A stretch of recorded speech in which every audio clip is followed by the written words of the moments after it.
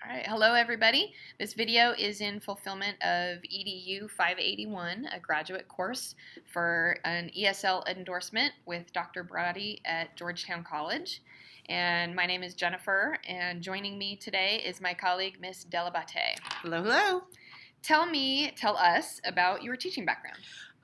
This is the second school that I have taught at. I've taught a U.S. history teacher this year. I've taught world history in the past, and AP geography in the past. So that is students from 9th grade through 11th grade, and then sometimes some repeat seniors as well. This is my 8th year teaching, and it is my 4th year at this school.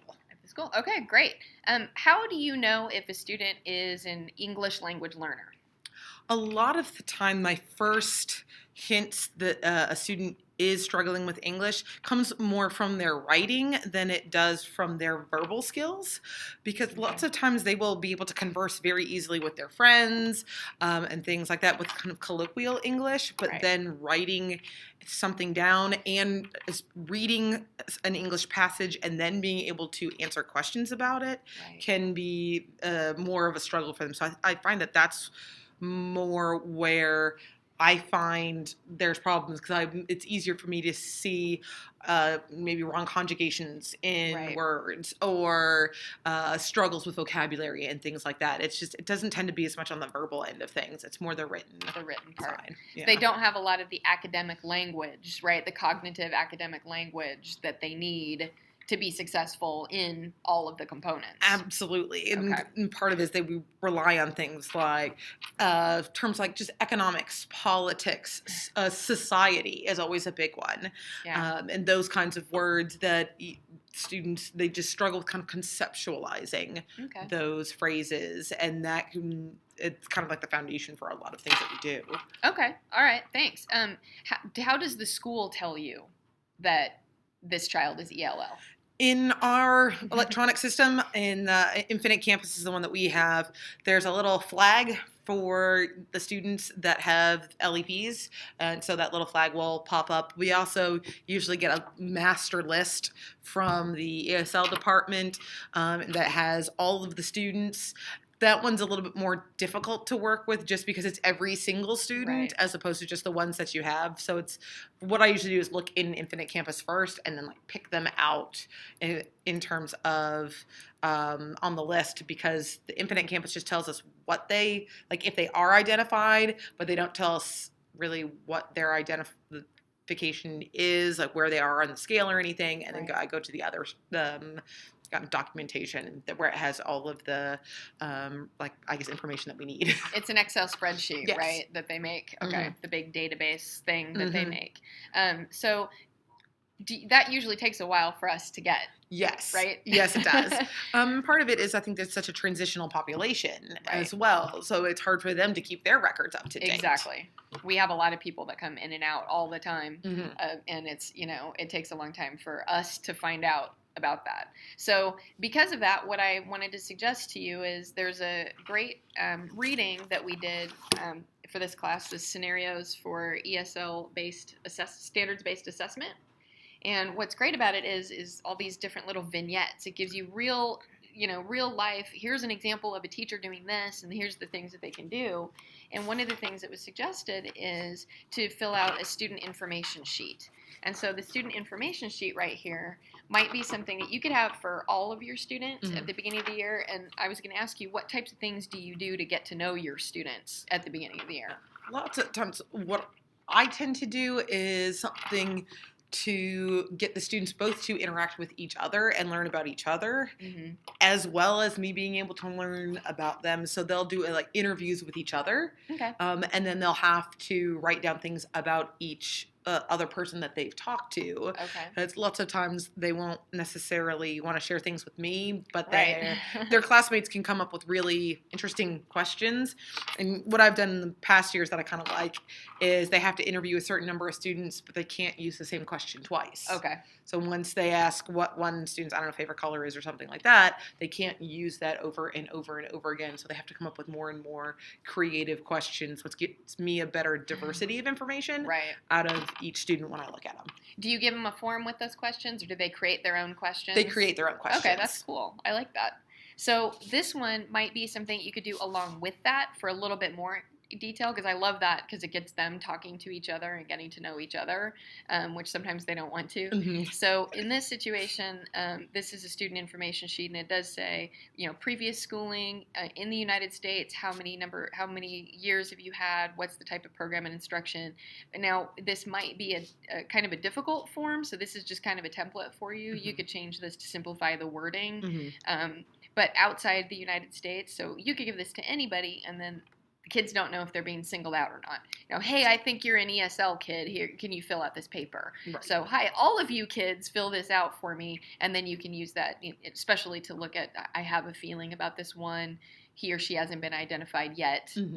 in the school system. I'm going to go ahead and check. So that's a little something I have for you. And I wanted to ask you, what do you already know about the ESL standards? In terms of the standards that I guess that the ESL teachers work with, mm-hmm. I wouldn't say that I know very much about those. What I've concentrated more on is what, based off of kind of the numbers that are associated with the students, what can they do, and trying to build on that. But I don't know how that aligns with whatever standards there are for ESL. Right. Okay.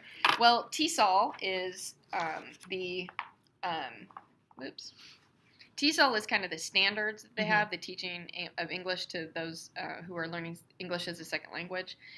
Those are kinds of the standards that we use, and those I have a copy for you here so that you can see them. And it's grade 9 through 12 social studies, which Perfect. Is what you teach. So this kind of gives you an idea, okay, in the listening domain, it's got the 4 domains of listening, mm-hmm. speaking, writing, and reading. In the 4 domains, here's a possible topic that you might cover, like a Supreme Court case. Okay. In the speaking human populations, and the different kinds of things that they can do. So this particular copy is standard 5. Mm-hmm. So the English language learners communicate information, ideas, and concepts that are necessary for academic success in social studies specifically. Mm-hmm. So at level 1, they can do real basic information. Kind of the Bloom's taxonomy, mm-hmm. right? They can mm-hmm. do real simple things, and then it gets more complex depending on the level of their proficiency level. Right. So the proficiency level is what you were kind of talking about a little bit, which is the WIDA. Mm-hmm. And the WIDA is a consortium of different states that have gotten together to kind of decide, okay, how do we assess students and how can we figure out what they know using these TESOL standards, then what can we do with it? Mm-hmm. So there's the 5 different domains. Mm-hmm. There's 6 technically, but the 6th, really nobody kind of meets that at this level. Okay. So that's why this one has the 5 on it, because most of our students, depending on when they've started, mm-hmm. If they started pretty young, they'll go ahead and they'll go from the entering. I can do single words or phrases. I can use the same words over and over again. Lots mm-hmm. of like I do, lots of hand movements and things like that. Mm-hmm. To the beginning, starting to get some short phrases. I can go to the developing. I'm expanding more. I know more vocabulary. I can have a little bit more complex sentences. Mm-hmm. To the expanding, and to the bridging. The bridging is where they can actually start being a little bit more of the technical, and can possibly go into the hypothetical situations. Okay. A little bit more abstract. Okay. So the 6th level is actually that really, they're pretty much a master speaker, and they can do that abstract stuff. Which okay. You've taken a language before. Yes. So you know how difficult it is to reach that level. So absolutely. So I have this for you. This is the summary chart of the speaking performance expectations, the speaking part of the WIDA consortium, and these are the performance definitions that actually explain. So here's the reaching. Mm-hmm. This is the 6th, so it's pretty specialized or technical. Mm-hmm. We do have some students who actually started really young learning English, who had English in their foreign country, and that actually have reached that section, the reaching section. They're pretty specialized. They know their stuff pretty well. Mm-hmm. But every once in a while, you can kind of hear, like you said, a verb conjugation, or they don't use an article or something mm-hmm. like that happens, and you're like, oh, yeah, I forgot. Kind of So that's that for you. And then you had mentioned that you do know the can-do descriptors, mm-hmm. the WIDA can-do descriptors. So I've only been here at this school. It's my 3rd year, but I know that there used to be a very short professional development each year, and the ESL teachers would go over this. Yeah.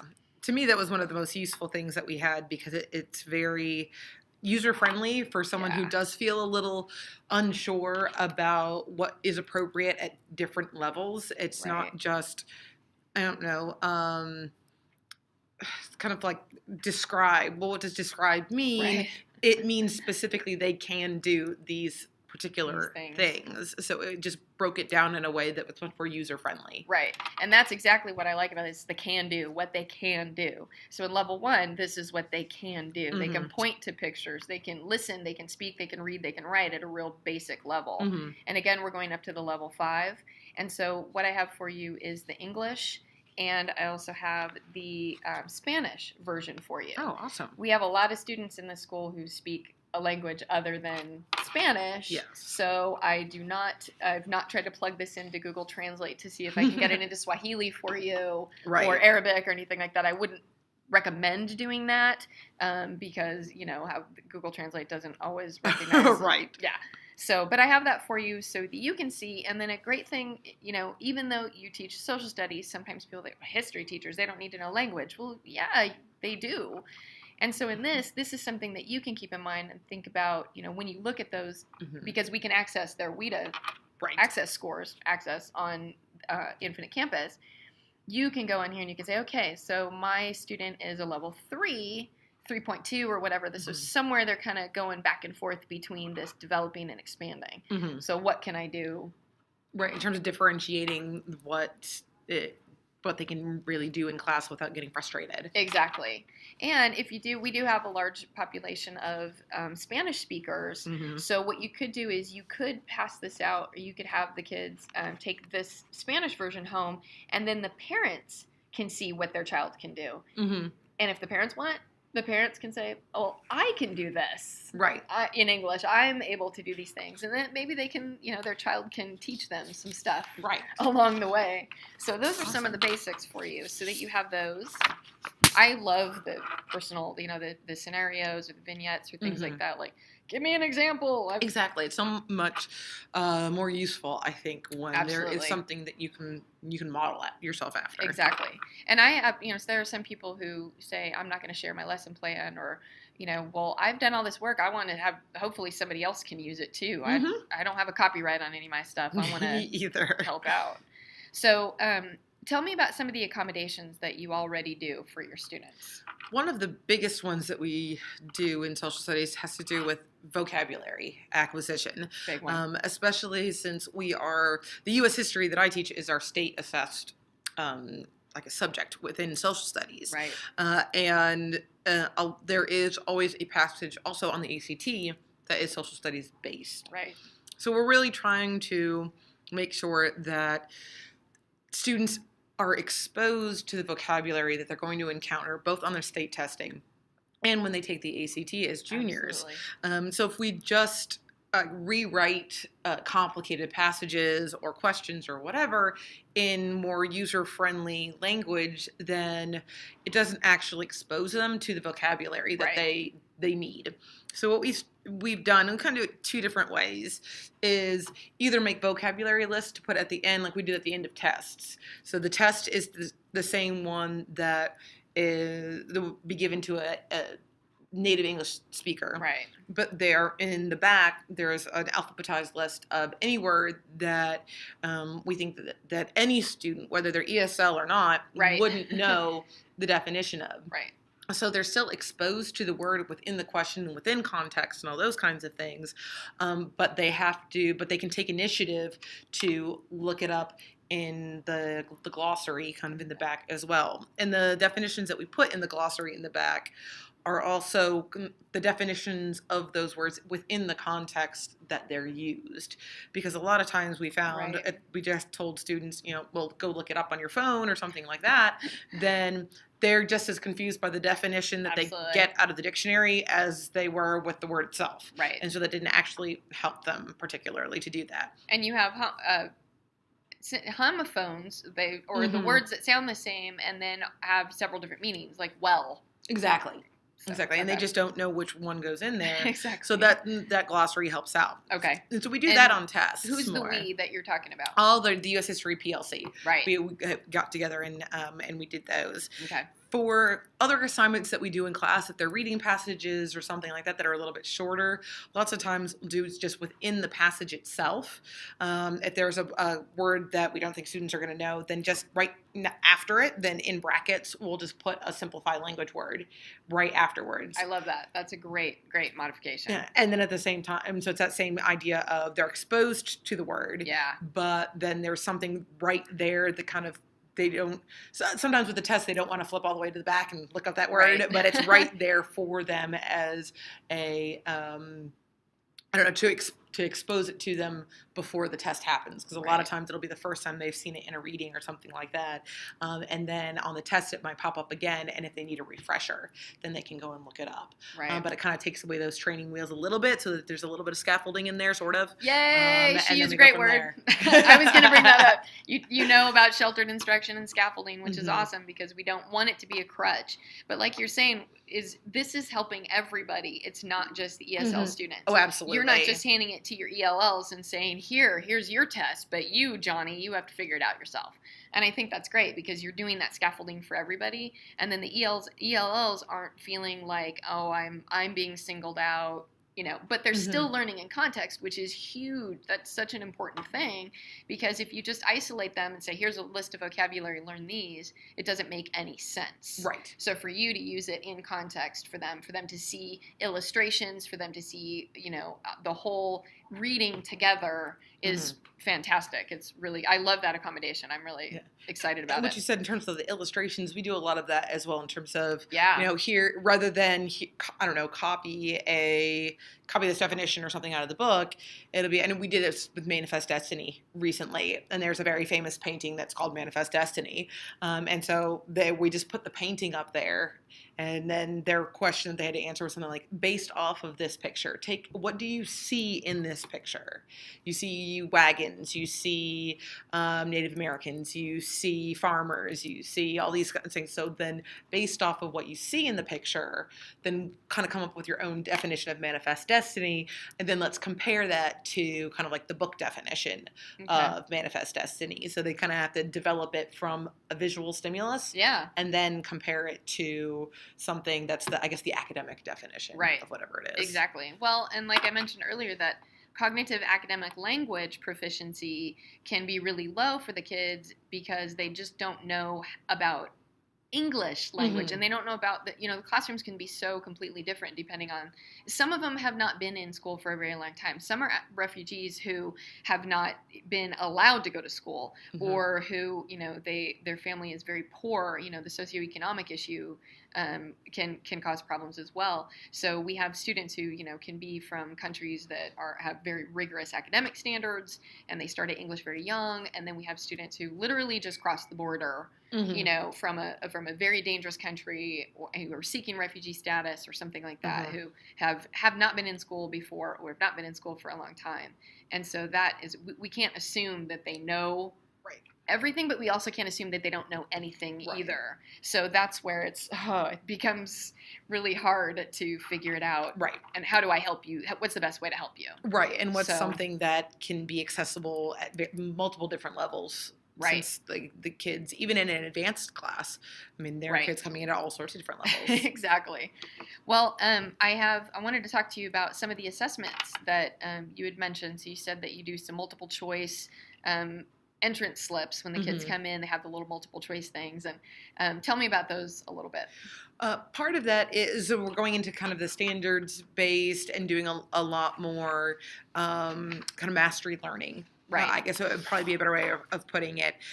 For our social studies stuff, part of the multiple choice aspect is just speed in terms of the return for students, because we know they need that kind of immediate feedback. And to do essay questions is just not conducive to that. Right. Also, with the state testing the way that it is, at this point, state testing for us is only multiple choice. Right. And that's completely what we are evaluated on in terms of the strength of our U.S. history teaching. So we were trying to get the students kind of accustomed to not just seeing information in terms of our classroom work, but being able to translate that into, all right, we talked about this in class.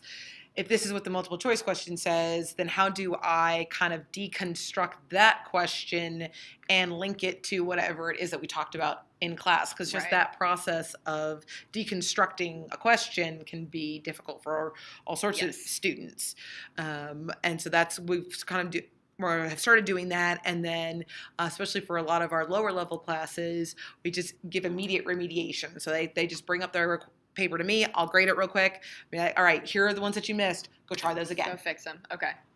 And then we can even, as they bring it up, be like, well, this is, I don't know, something, so look at this keyword. Okay. So look at this keyword, based off of that keyword, what makes, let's see if we cross out some options. Okay. That kind of, this is some of those kind of integrated test taking strategies as well. That will help them up through everything from our state testing to ACT, college stuff.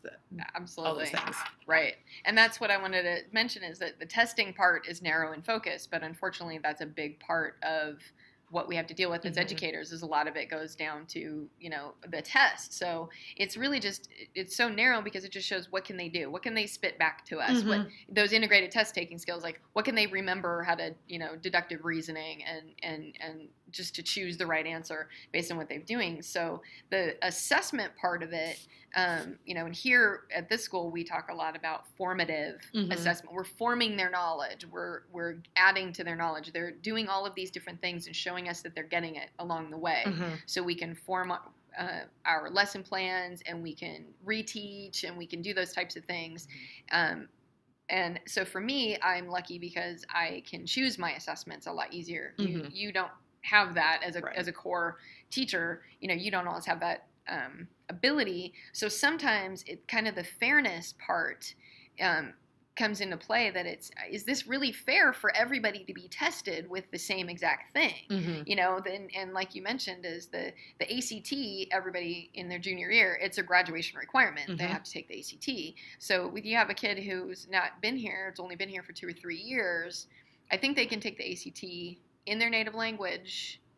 Okay. I think. Don't quote me on that, but I think they, maybe in Spanish they can take it, but still there's a lot of academic language.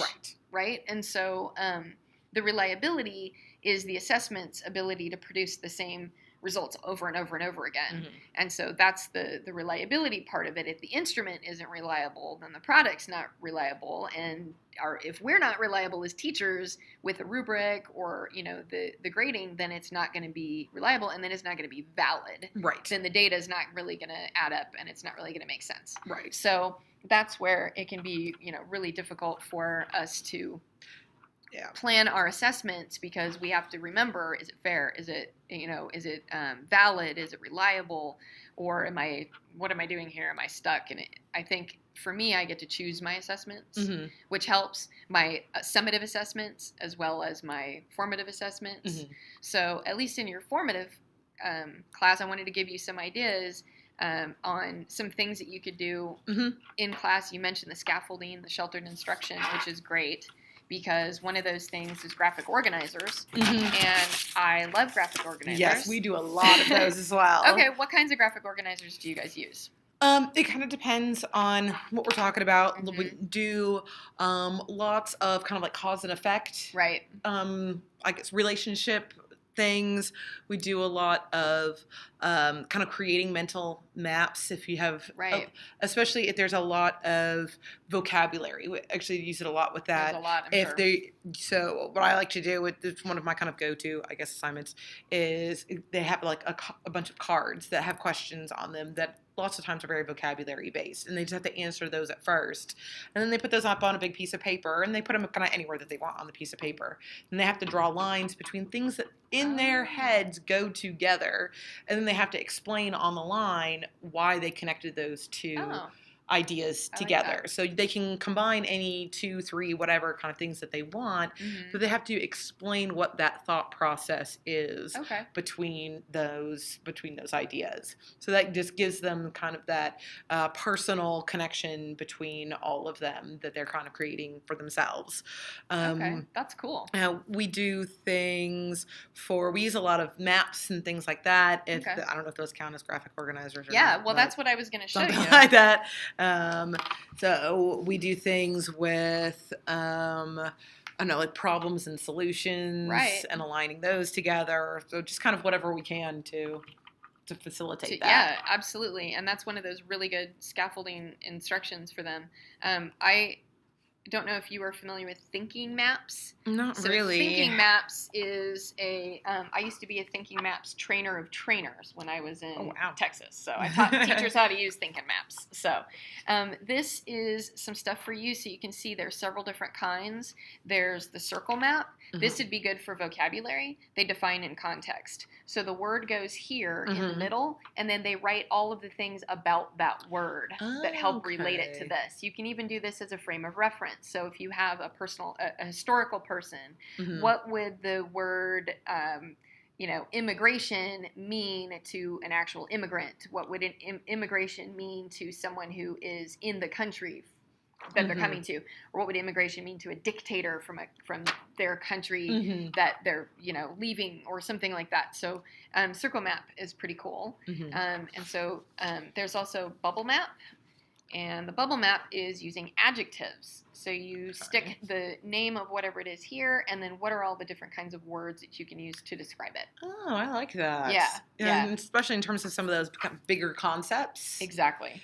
That would be great, like imperialism or colonization or something like that. I think that would work great. Yeah, that would be good. And then you can add, there's lots of room for them to add other things, or you can have them draw their own. The double bubble, I love saying double bubble. The double bubble is a compare and contrast, kind of like a Venn diagram. Oh, okay. So they take the two things, and so everybody can see here, they take the two things in the biggest circles in the middle, and they write down what the word is and the adjectives that describe it separately, so that right, and then the ones they have in common.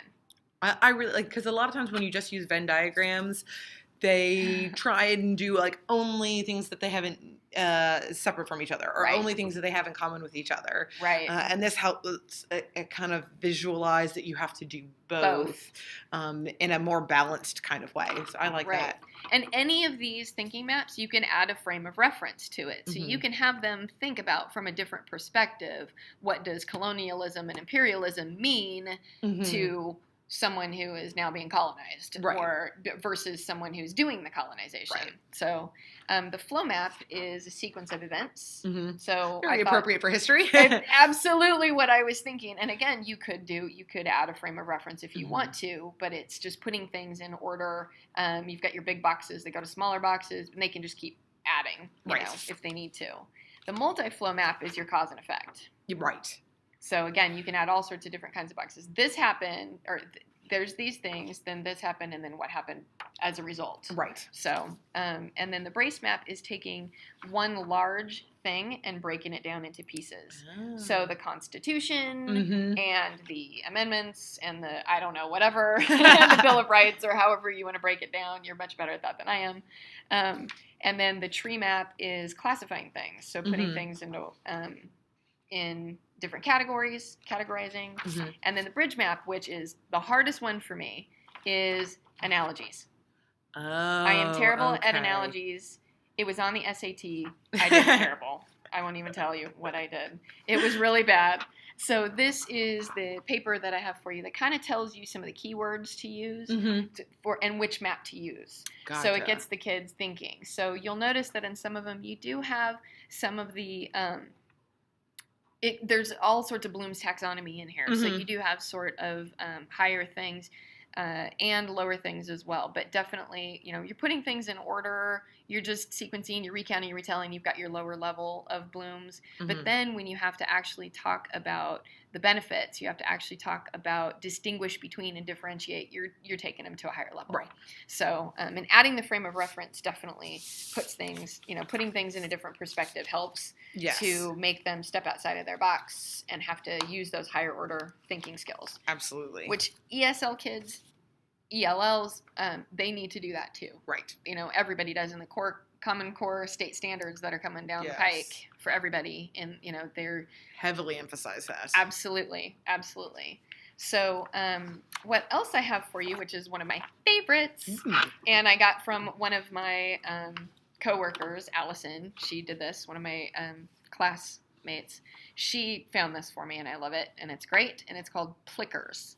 And Plickers is basically paper clickers. So you might be familiar with the clickers, right? It's a little device you have to have a battery with, and if they all run out, and they have to be connected to the smart board or whatever. This is a paper version of Plickers. Okay. And every one of them has their own QR code shape. Oh. And if you see, there is a number on each of them. So there's a 2 up there. Okay. And each side has a letter. A, B, C, or D. So the kids each get their own card. Okay. And you can create it's plickers.com, and you create your account and you put in your roster. It's still pending for approval for our district, but we can use it with their first names or a pseudonym. Okay. So my kids, I use French names for them. Okay. Gotcha. So you don't have the last names, but they don't create an account. You do. Okay. So then you download an app on your phone. And then you create these questions, and they pop up on your board. I have a smart board, but it can work with anything. It doesn't have to be a smart board. So then you take your phone, and you download the Plickers app on your phone. And you put live view up on the screen. So when you're on your computer, you get into Plickers, and you put live view. And then you go on your phone, and you open up the app, and you click on the question that you want, and it pops up on the screen for them. Oh, nice. And all of their names are up there with their card numbers. Okay. Okay. So you can go ahead and you go, all right, what's the answer to this question? And you can have an image, which is great. So then instead of that's a great scaffolding technique, is using the visual instead. Yep. Putting that up there and going, okay, what is this? What was the term for this? Or, whatever your question might be. And then you click scan, and you take your phone and you scan it across, and it pops up in green all of the kids that are getting it right, and in red the ones that aren't getting it right. Oh, wow. And it's really cool. And then it gives you an overview of how many of the kids out of so many picked the right answer. So up on the screen, they only see their name checked off, that their answer was recorded. Okay. Okay. So it's confidentiality. You can keep it quiet, but you can change it. You can click on reveal answer. So everyone's answers can be revealed to everyone else. Okay. Some of them are like, let's do it, because they want to see what everybody else is doing. Right. But I've kept it where, no, I'm going to keep it quiet for you. Right. They love it.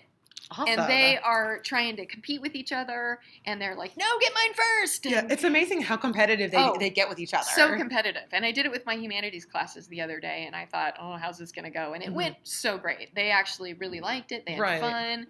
They did a good job. The cool thing is that it archives your results for you, so you can see those results, and you can use it for your standard growth, your student growth goal for your TPGES. Always good. Exactly. Always good. Exactly. So, and it's archived right there, so you can go back in and you can say, well, 86% of my students got this one right, but only 35% of my students got this one wrong. And it's what I like to do for a bell ringer, and it gets the kids kind of thinking and everything. So they have their own. Each class has their own card. Okay. And then they are able to use that. And they have to keep track of it. I don't keep it for them. Okay. So I just wanted to show you that this is something that I've done an accommodation for one of my students he's actually visually impaired. Okay. So he can't see the sides. He doesn't know if it's A, B, C, or D. So what I did was I cut the sides for him. So the A is like a triangle, kind of like an A. Makes sense. Right? And then the B side is a rectangle, just cut out. The C is kind of like a C cut out of the paper, and the D is the flat side. Yeah. So he does have he's in 2 of my classes, humanities and in French. In French, the kids in the group help him, and then the other group I have a collab teacher, so she helps read the answer and tell him, okay, which answer did you want, and then she'll say, okay, pick which side, and so he's always feeling oh, nice. That's so. But it's something that gives him a sense of ownership, that it's something that he can participate in as well. Exactly. And he's ESL too. So he is an ESL student, and he is visually impaired. So there's a lot of accommodations I'm trying to work out. So it's just great that he gets to be. I'm sure so many things that he's involved with. It's something that he can't do. Right. But this is something that he can do just like every other kid can. Right.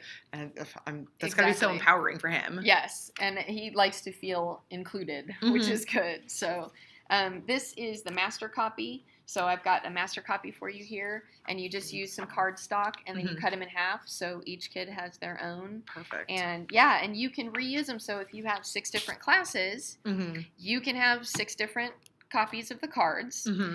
The computer recognizes which class they're in. So I created A1 French 1, and those kids are in that roster. B2 French 2, and the kids are in that roster.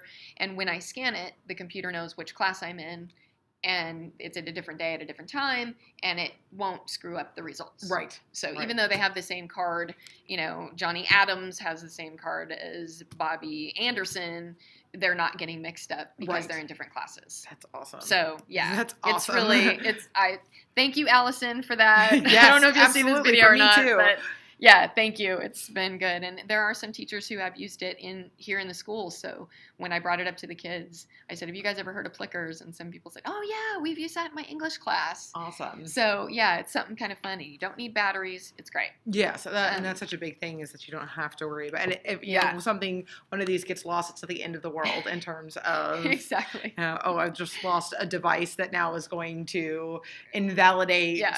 I don't know, everything. A $2,000 piece of equipment or something. I do have an extra copy that I keep, so when a kid forgets or is lost, I can't find it, then you can still participate. Right. I got you covered. Exactly. No excuses. Right. No excuses. Exactly. So, and it's something that even the ESL kids can be involved in. The gifted and talented kids can be involved in. And like I said, they like the competition. It's kind of fun to see. So play around with it. Let me know. Oh, absolutely. So the last thing that I wanted to give to you is an actual lesson plan from the scenarios that I told you about. And it's for a 10th grade social studies class.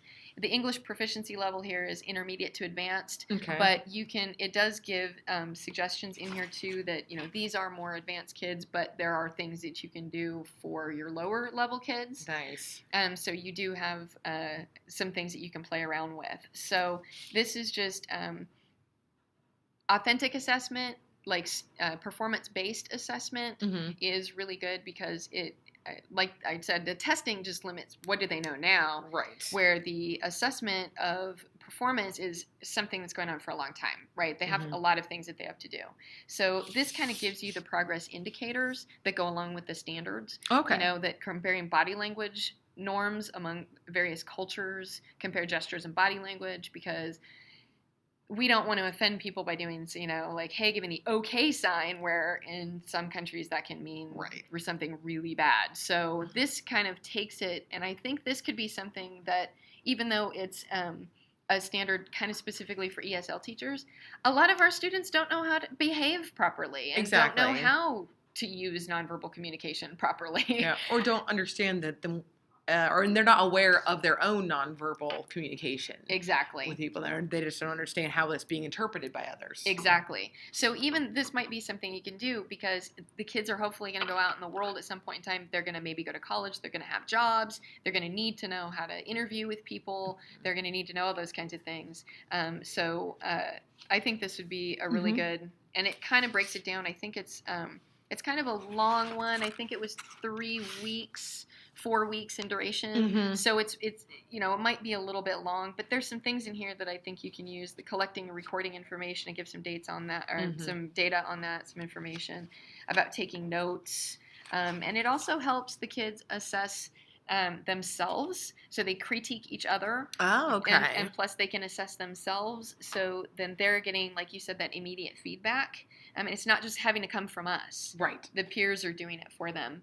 Yeah, and lots of times their peers will almost be more brutal, right? than because we have some context in terms of I understand where this kid's coming from and all those sorts of things, and they'll just exactly. There's no excuse. There's no nothing. exactly.